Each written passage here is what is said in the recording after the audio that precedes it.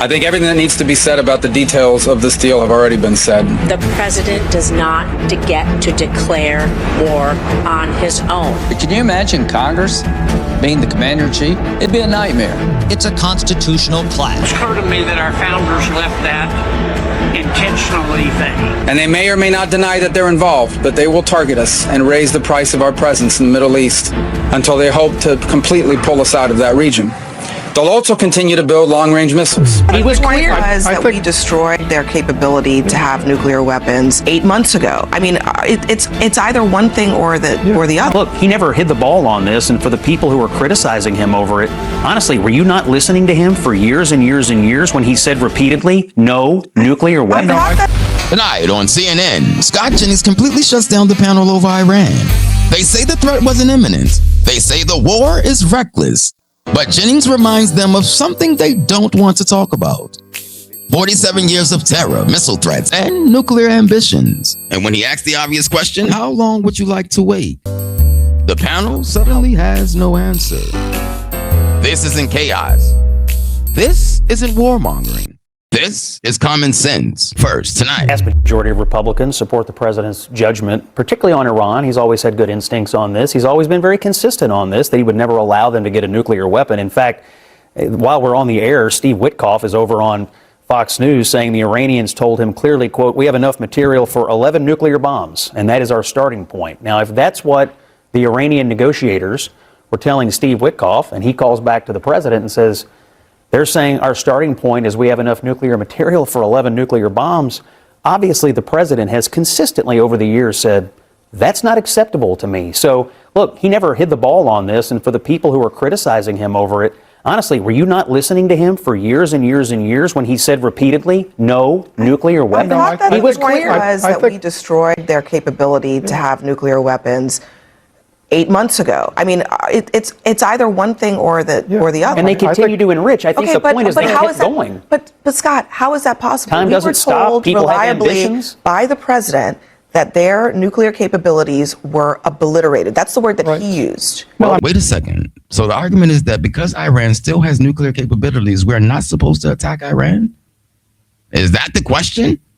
That's not how deterrence works. Sometimes I feel like Abby Phillips is not here.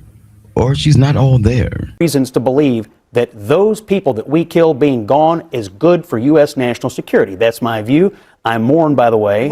And we should say the loss of the U.S. service who I think died in a noble cause. Trump said they wouldn't be allowed to make nuclear weapons. And Scott Jennings' point is simple. When that red line gets crossed, you act. Now watch what happens next. But hold on. If bombs dropping on the nuclear program and destroying them last year didn't help move forward those objectives of deterring the regime, why do we think that suddenly this is going to do the same thing? Because the people who weren't deterred are now dead. That's number one. But this is Iran.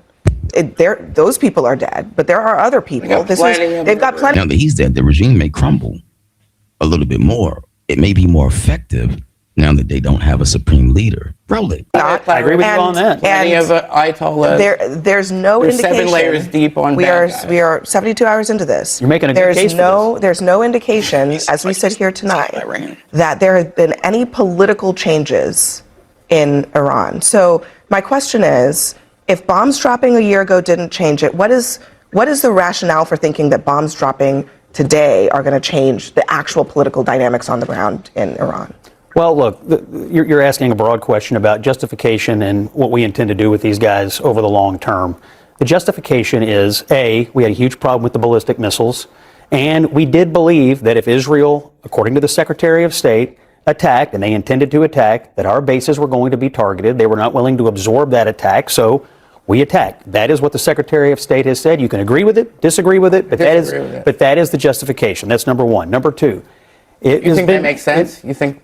Well, I think it's pretty obvious that the Iranians are not shy about firing ballistic missiles across the region. I was in Israel last summer and watched many of them in the sky above my head. I think if it's a threat on America and we know about it, then we should do something about it. We have to act. If there's a nuclear threat or a warning, a murmur, if they're talking about attacking America in general with ballistic or nuclear missiles, then we must act.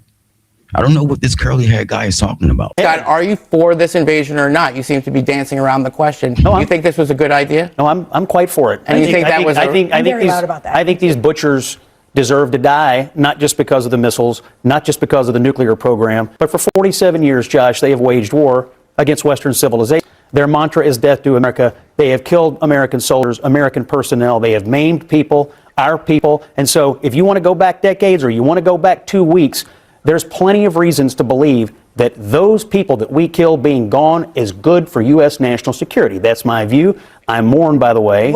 And we should say the loss of the U.S. service who I think died in a noble makes cause. a deal with the next guy down in the IRGC and says, okay, just like Venezuela, we'll have the Chavistas without Maduro, we'll have the IRGC without the Ayatollah. Are you going to then switch and be like, oh, that's great, we're just going to do a deal with the Ayatollah, successor, and then the next Ayatollah and the next IRGC, and you're just going to switch and be like, okay, we're fine with the regime because Trump said it's fine? The president said his objectives are, and I think these are worthy, they're not going to have the missiles, they're not going to have nuclear weapons. If whoever becomes the next leadership in Iran says, okay, we're tired of being punished for missiles and nuclear weapons, that would be a good outcome that I think we would all be happy with.